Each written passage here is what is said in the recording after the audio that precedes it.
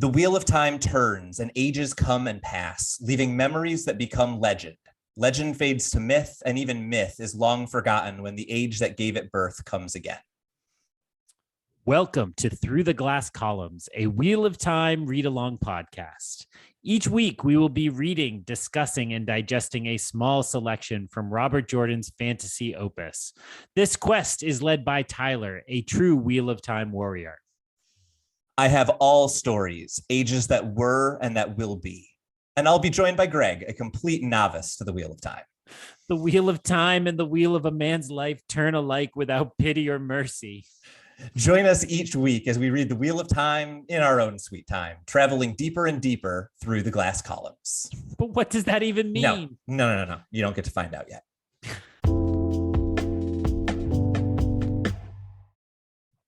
Hello, everyone, and welcome back to Through the Glass Columns, your weekly Wheel of Time read-along podcast. I, of course, am Tylor, someone who just finished reading these books for the fourth time and am now at the very beginning of a fifth reread. And I am joined by Greg, who is approximately 1/28th of the way through his read.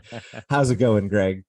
Oh, it's good. I mean, again, we do these in chunks, so I was really excited that we passed page 500. Like, I'll make a little milestone party out of everything. Like, yeah, 500 pages in. But, and then a silly thing I do is every year I keep track of how many pages I read. Like, I used to keep track of the number of books, but then it made me read thin books and all this. So I'm determined that we have to finish this book so that it counts for my 2021 or 2022 stats.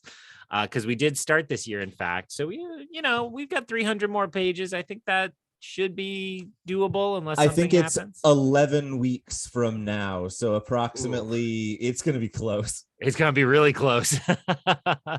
Well, if nothing else, I'll have to book the majority of it because, I mean, it's going to be a good chunk of pages. So but a pleasure as always. You are fully mended now. I see you back in your normal place instead of hiding away in quarantine from your wife. So glad you're on the mend. Yeah, it's nice to be outside of just one room. That sense of desperation and wanting not to die has made me feel closer to Rand and Matt in this chapter. So I think we should just dive right in, unless you had any other introductory comments. No, let's do it. Excellent. Then before we even deal with those two, screwed people, why don't we instead focus on yet another ill-advised discussion of visual media on a completely non-visual podcast. And we are going to be talking about the chapter icon that appears at the beginning of chapter 31, which is Rand's heron-marked blade. And so, as always, we want to have just a brief description of it, Greg, and then talk us through your thoughts before I'll kind of give you what it usually stands for in any given chapter. Sure. So what's striking to me about this particular icon, and I swear I will remember to put this on Twitter. So if you're hearing this episode and you're like, I just want to see it quickly, jump on the Through the Glass Columns Twitter and I'll have it up. Or then go on there and yell at me and I'll get it up very quickly. So what's striking to me about this is, I actually had a little debate in my head when you told me to look at this about whether it was the heron blade or the dagger, right? Because there is a kind of what you could interpret as a prominent jewel kind of at the end of the hilt. But I had settled on heron because of the kind of design at the very center. But what's striking to me here is that it portrays balance to me, right? Because it's centered exactly in the frame, bisecting the rectangle exactly in half, and then I don't know what you call the cross guard, I believe, the part of the sword that's horizontal if the blade is vertical, it's not exactly at the center, but it divides the frame as well, and kind of just sets up this feeling of I think balance naturally makes me think just good, right? I don't know, these might be problematic associations, but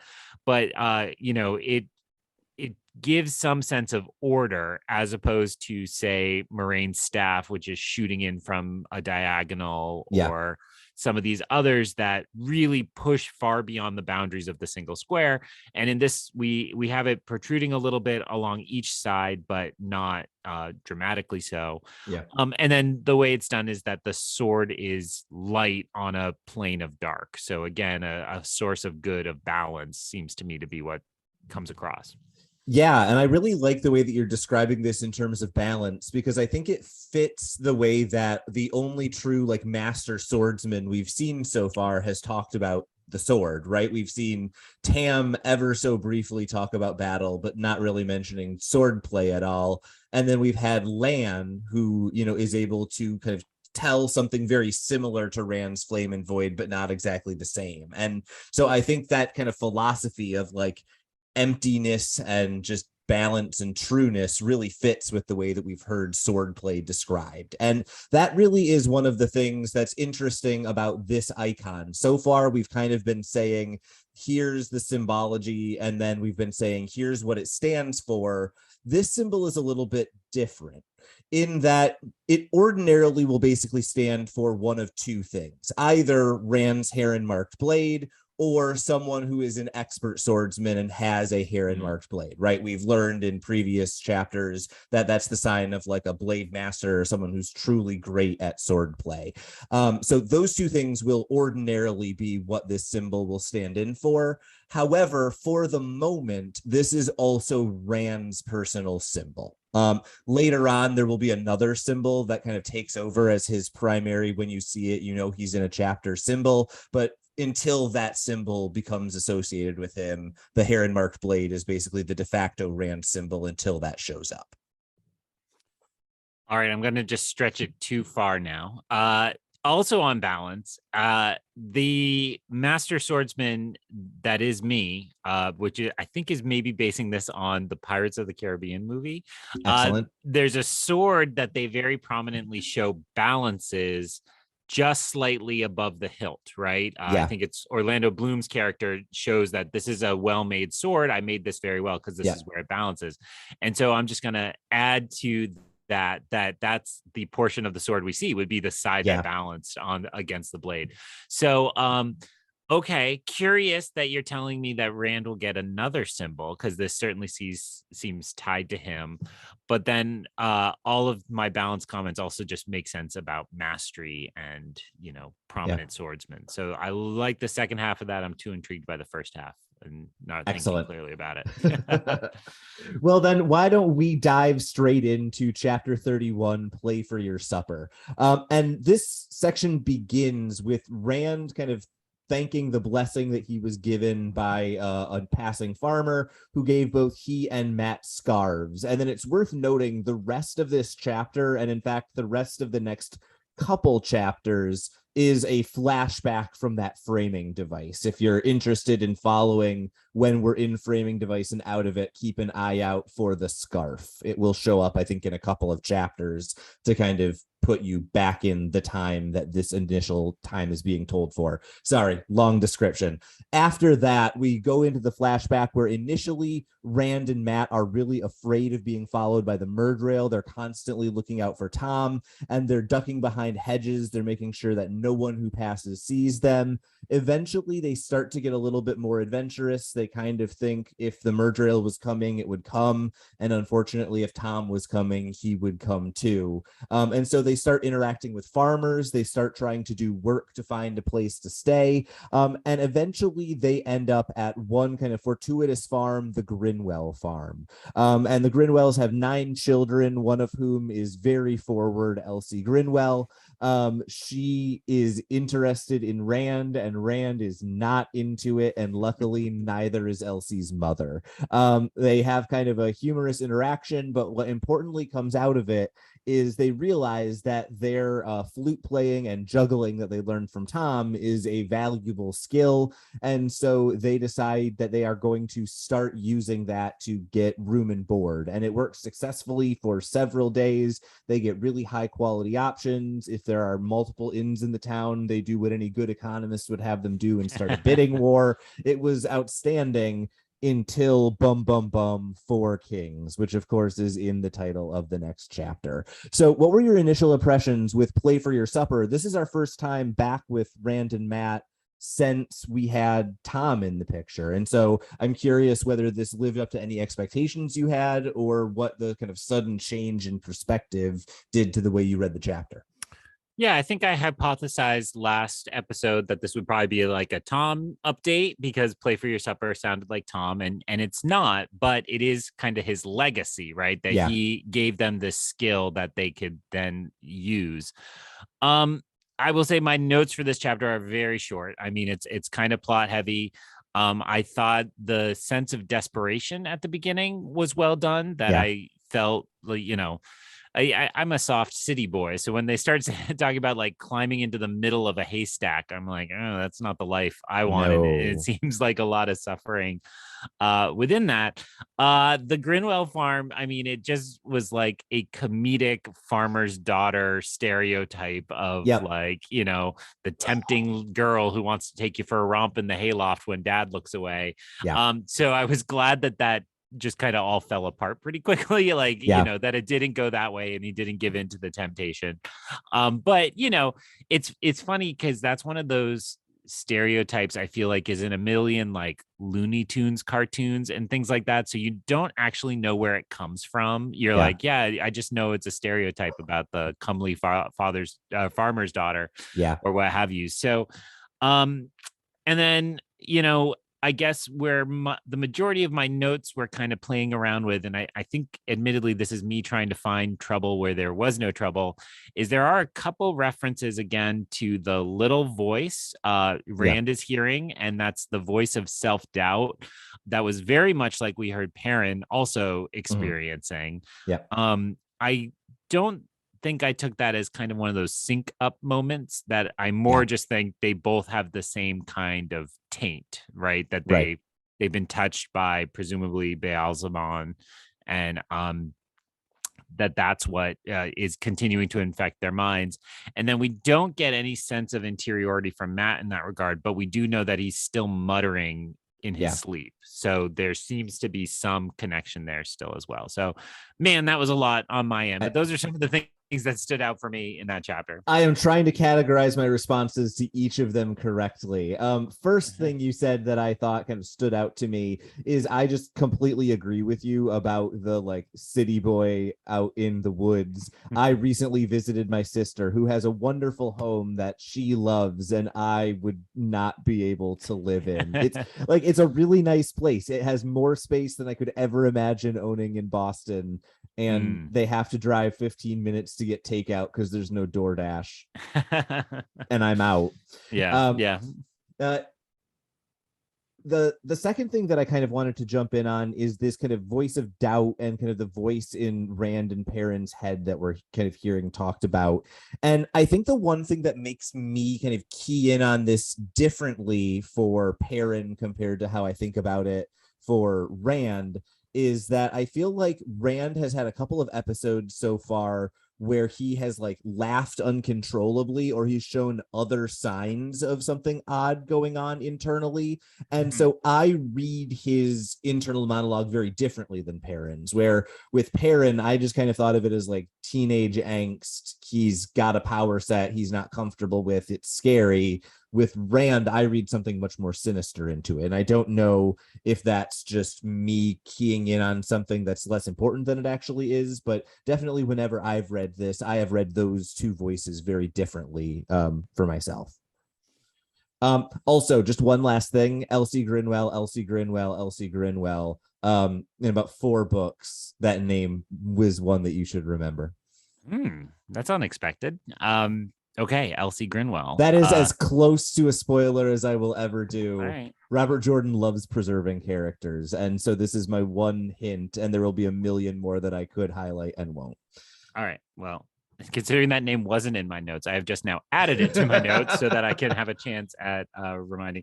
And the names have been good throughout, but Elsie Grinwell, I like Elsie is such a good classic farmer's daughter name.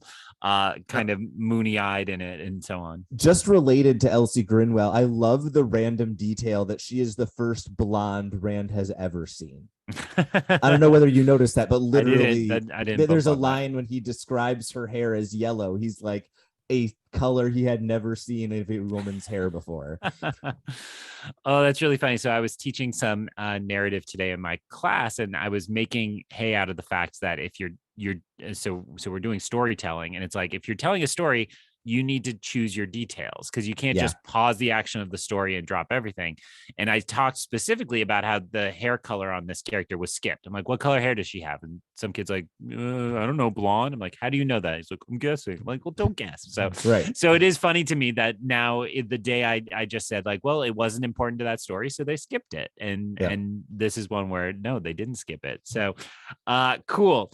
And then there's quite a bit of tension between Matt and Rand. I think a lot of that felt to me like you can chalk it up to just how awful and scary things are. It's just kind of general stress.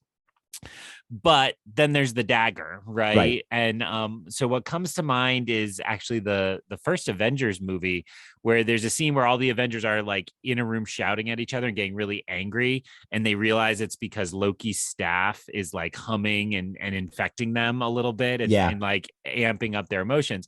And it just felt like the dagger is doing that. I don't know that the dagger quite has an effect on Rand, but its presence makes him nervous, and it's affecting Matt so much that it's souring this whole relationship. And again, just seems like one of those time bombs that's going to eventually lead to something really dramatic and terrible. Yeah, and it actually creates what I have described to myself as the Matt problem in this book, where Matt, I don't think I'm spoiling anything to say that if you had interviewed almost any other big Wheel of Time fan, the way that I talk about Perrin as being important, a lot of people would talk about Matt, right? That's their character.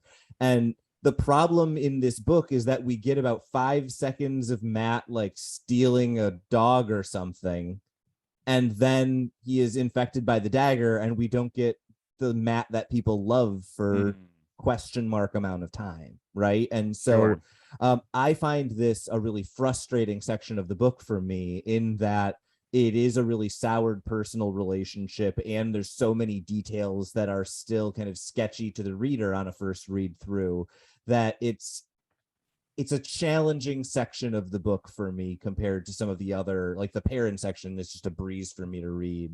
This, even just 2 chapters of it in a row, kind of feels a little draggy, a little samey. Hold my beer. Okay. That means Matt, who carries a bow and arrow, is like Hawkeye in the first Avengers movie. You're like, oh, we finally get Hawkeye. And then he spends the majority of the movie under Loki's control, still doing some cool-ish things, but not the real Hawkeye until the last third of the movie, when nobody's paying attention anymore. That is correct, yes. That's it. Perfect. All right. So it's all Avengers night tonight within that. And I guess the only other thing I would find worth mentioning from my notes is I did like the turn where they suddenly realized they can perform. That was unexpected. Like, I'd forgotten they had those skills, and it just felt like I saw no future, no hope, just as much as the characters did. Yeah. And then when they have the relief of getting to sleep inside and eventually get food and beds and so on, I was like relieved myself, and I'm excited for them. And it's impressive that then they, travel a whole distance in that part of this flashback, and just, it's like, oh, okay, so we're really zipping along now that we've kind of solved those first layer of the hierarchy of needs things. Yeah, totally. I don't have anything else to add, so I think we dive into chapter 32, Four Kings in Shadow, which is just a great title of a chapter. We need to appreciate that. It really, I was like, what is it? It could be anything. I was like, is it a chess metaphor of some kind? Is it, it could have been many things. And what it ended up being wasn't at all what I expected, and yet was still really cool for what it was. But go ahead, hit us with your patented summary.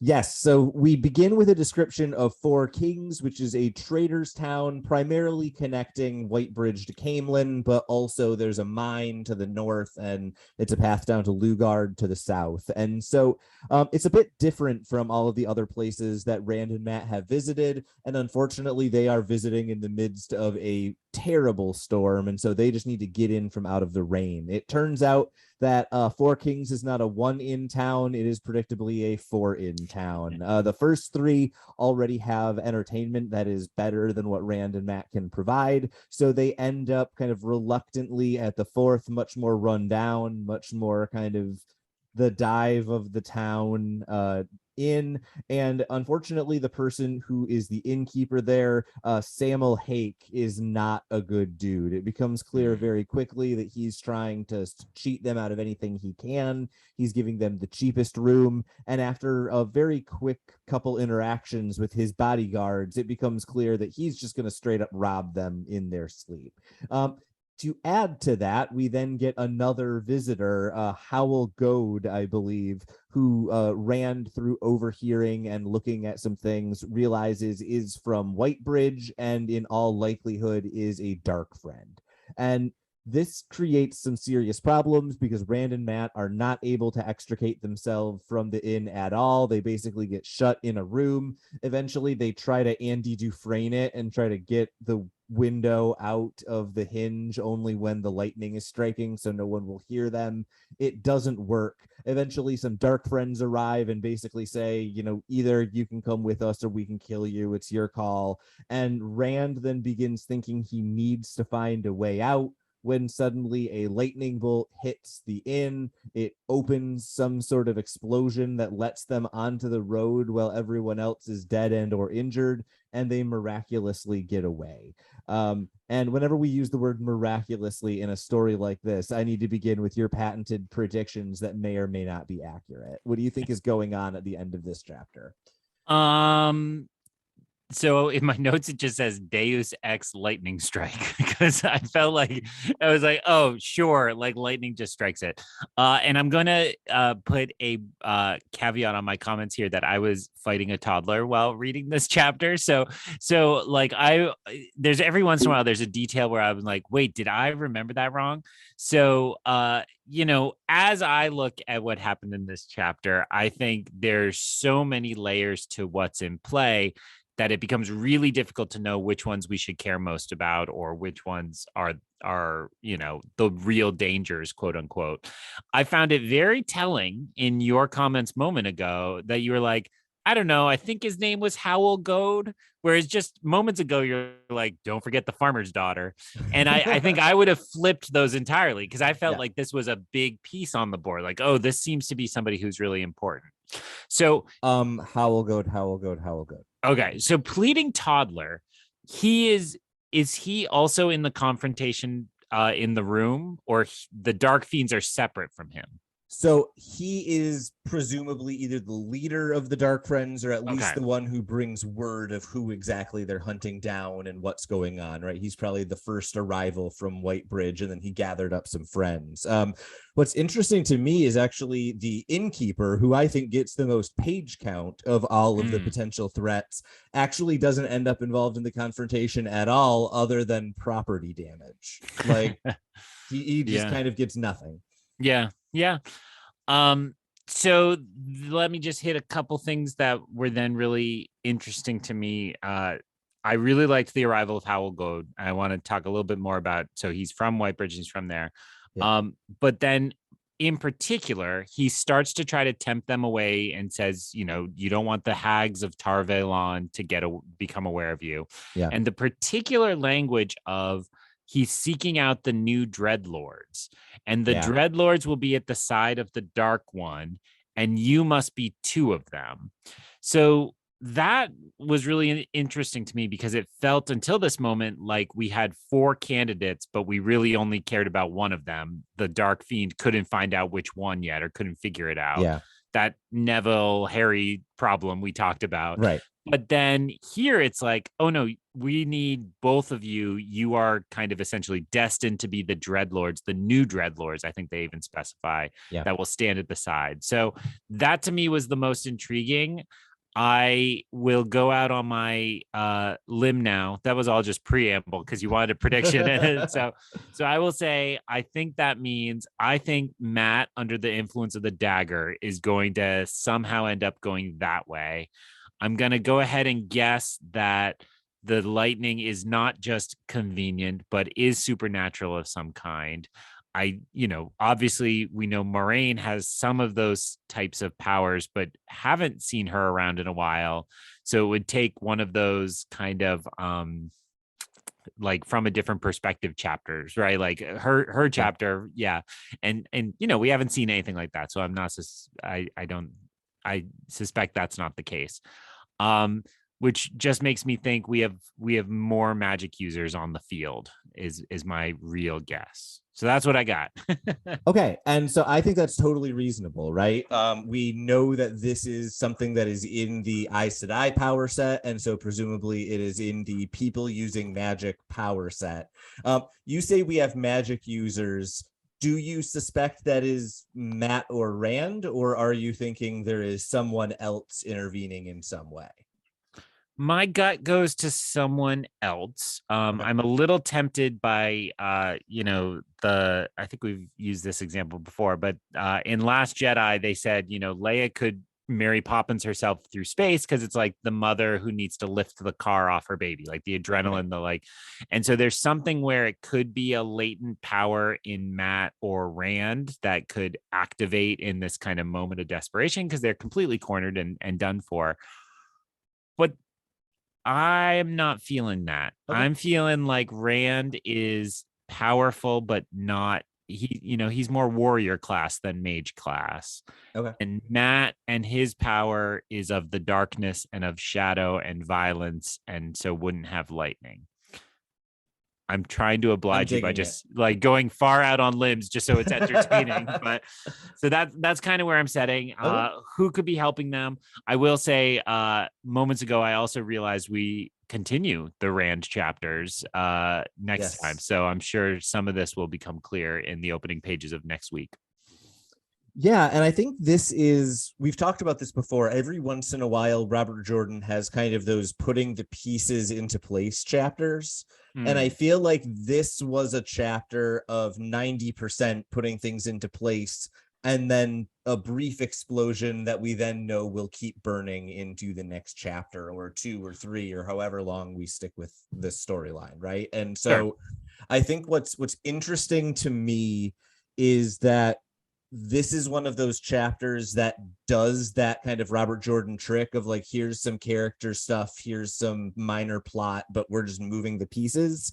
And he puts the twist on it in this case of having the big shock surprise ending that in every other time we've run into it in this book would have been diffused and we would have dealt with it 4 chapters from now, right? That was the move from chapters 3 through 15.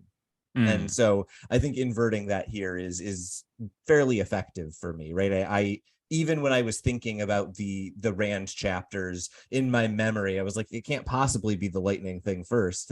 That's so late. Like it feels like there's so much moving the pieces around, and then it explodes. Yeah, and yet I'm gonna just go ahead and say, like, and this is related to how you just phrased it, but like it's not like it was a giant cliffhanger. Like an explosion at the end of the chapter feels like it should be like, well, who survived and what just happened? And I didn't leave this thinking like I need answers. It was like something happened and they're moving on. And I guess that's maybe in the conceit of the flashback. It's like we obviously know they're not dead or anything. Right. Like, well, we're just gonna keep moving and everybody will continue on. But it is a curious choice, like you're saying, to kind of invert what we've seen before and change things up. It also just adds to the feeling, I guess it was in the last chapter, technically, where they go to these villages and it's the hobbits at the end of the Lord of the Rings trilogy where they go back and they're in the same place, but it's amazing because you realize how changed they are in that same place. And it's that same kind of device here where they're in these villages and it's like look how quaint life is here. If only we could still fit into that, but we can't. We've changed, we've grown. And so as we keep pushing outward, I think that feeling just permeates everything, where it's like, yeah, they are changing all the time. And will they get to go home again? I mean, I guess that's, late in the hero cycle question for most heroes, but it's important to think about, like, when do you reach that point where you've changed too much, and are these characters kind of already experiencing that level of change? That also makes me say, like, well, what now happens when they inevitably run into some of the other characters, right? Like, this is a lot of time passing, they're making a lot of choices, they're going to feel different when inevitably Rand and Egwene at least have to meet again, and some of the others. So, well, and I think that what's really effective in this chapter is we see just how differently Mat and Rand are reacting to the stresses of what's going on here. And we see this both in kind of the conflict between them, but also just the way Rand is thinking and the way that we see Mat muttering to himself and, all of these sorts of, little beats. I feel like this is just a really effective kind of illustration of how it's very easy for the same stressor to create very different reactions depending on who people are, right? It's that proverb about, like, the hot water and the potato and the other thing that gets soft in hot water. I don't remember how it goes. Yeah, that old proverb. I have no idea. It sounds great. There's some Russian proverb that's like, I remember. It's the same boiling water that makes the potato soft makes the egg hard, or something like that. Okay. It's like people have very different reactions to stress. Yeah. All right.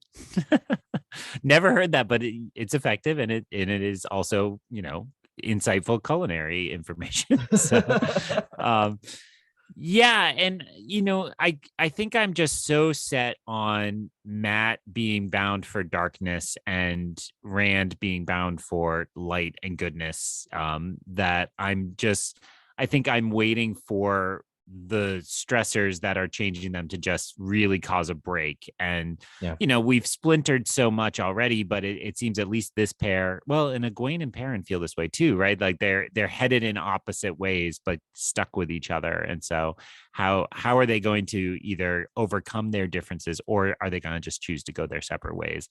Mat and Rand feel more like we're going to go our separate ways. Mat had some skepticism of Moraine, not a ton, but it just feels like he would be more convinced by the "don't let the Tar Valon control you" argument. Yeah, and I think he was the one who responded much more positively when Tom was suggesting we should go south to Ilion, where they're like going to have the hunt for the horn and everything.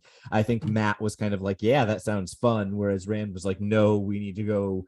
I think he pretty much, his motivation is still, we need to go where Egwene is going to go. Right. And so, I think he wants to continue on to Tar Valon much more. So I think that conflict it's interesting. And like you said, we've got chapters to deal with it, so we don't want to talk about everything in too much detail.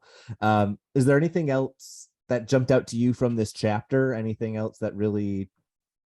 No, I mean, we exhausted my notes. I think both of these, we've said before, when it's plot heavier, there's not a lot to unpack or question. A little bit here at the ending, trying to piece together how this might fit into the larger mythology. But I'll just close by saying, like, even if there's not a lot to say about them, they're still good action-oriented chapters, and kept me engaged and intrigued, and certainly helped endear the characters to me even more, because what helps you like characters more than seeing them suffer, right? And empathizing, and especially with these very human struggles of food and shelter and so on.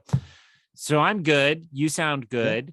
Yeah, absolutely. And good news for people struggling to keep up. Next week is just one chapter. Yay. So if you'll recall, a couple of weeks ago, we did 3 chapters. It was pretty much to set up things to line up well, so this chapter could sit on its own. It's by far the longest in the book. There's only one other that even remotely approaches it in length, and it was Egwene at 9 years old. So this is definitely one that I think can stand on its own, and I think it's designed to some degree. Nice. This is an effective thematic way to go about things. So please continue to, as always, reach out if there's anything that we could be doing better.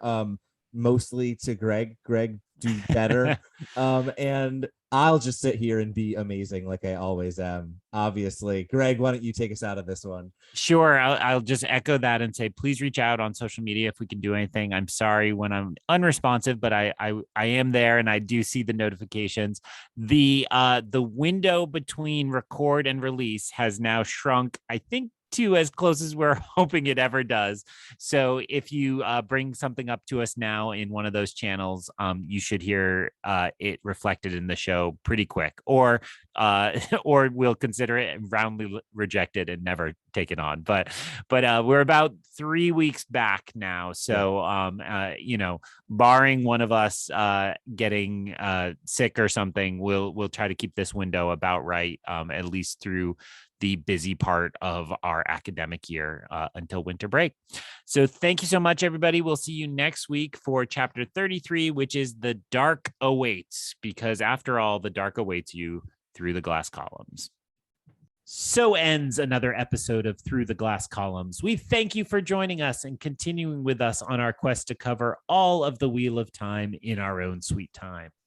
This podcast features original content developed by Tylor Orm and Greg Cass and is not in any way affiliated with, associated with, or condoned by the Robert Jordan Estate, Tor Fantasy, or Amazon. All content is intended for entertainment and educational purposes only. If you're enjoying this podcast, please seek out the books from your local bookshop or library and join us as we continue our journey. If you'd like to contact us to share your thoughts or give feedback, you can email us at throughtheglasscolumns@gmail.com or find us on Instagram and Twitter by searching Through the Glass Columns. Thank you once again for being part of this community. If you're enjoying the show, please subscribe to the show, leave us a review wherever you're listening, and recommend this show on your social media to help us grow our community. We look forward to welcoming you back next time through the Glass Columns.